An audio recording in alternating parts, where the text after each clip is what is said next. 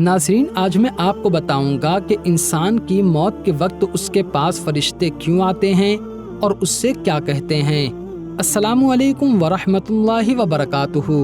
میں محمد مسلم رضا حشمتی، آپ دیکھ رہے ہیں شفا نیٹ ورک۔ ناظرین، حضرت وہیب علیہ الرحمت و رضوان فرماتے ہیں کہ ہمیں یہ خبر ملی کہ جب بھی کوئی انسان مرتا ہے تو وہ مرنے سے پہلے اپنے نامہ اعمال لکھنے والے فرشتوں کو دیکھتا ہے، جنہیں کرامن کاتبین کہا جاتا ہے۔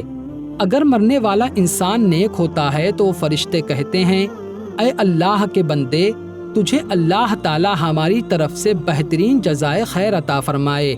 تو نے ہمیں بہت سی بہترین محفلوں میں بٹھایا اور بہت سے نیک کام لکھنے کو دیے۔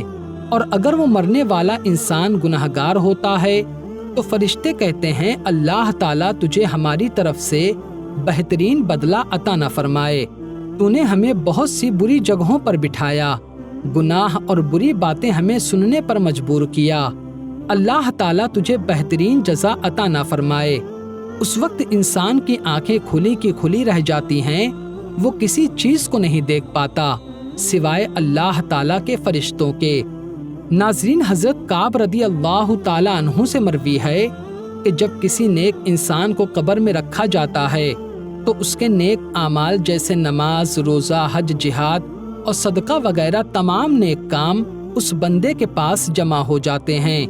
پھر جب عذاب کے فرشتے اس بندے کے پیروں کی طرف سے آتے ہیں تو نماز ان سے کہتی ہے، اے فرشتو، اس بندے سے دور ہو جاؤ، تمہارا یہاں کوئی کام نہیں، کیونکہ یہ بندہ انہی پیروں پر کھڑا ہو کر اللہ تعالیٰ کی لمبی لمبی عبادت کیا کرتا تھا۔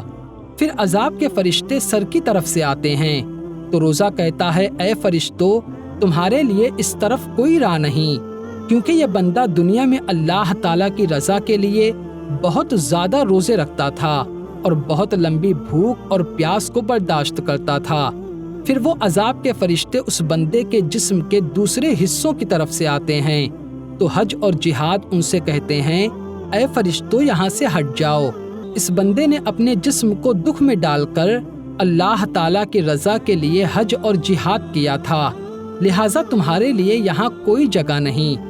پھر وہ فرشتے بندے کے ہاتھوں کی طرف سے آتے ہیں تو صدقہ کہتا ہے، ہٹ جاؤ، یہ بندہ انہی ہاتھوں سے صرف اللہ تعالیٰ کی رضا کے لیے بہت صدقات دیتا تھا، اور وہ سارے صدقات انہی ہاتھوں سے نکل کر اللہ تعالیٰ کی مقدس بارگاہ میں قبول ہو چکے ہیں، لہٰذا تمہارا یہاں کوئی کام نہیں۔ پھر اس بندے سے کہا جاتا ہے، تیری زندگی اور موت دونوں بہترین ہے۔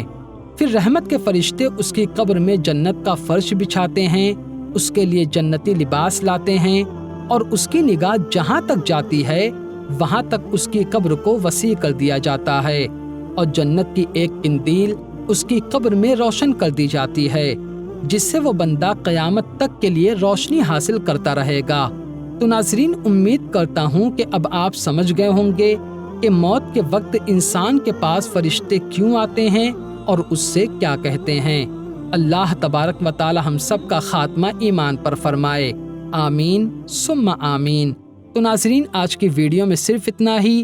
السلام علیکم۔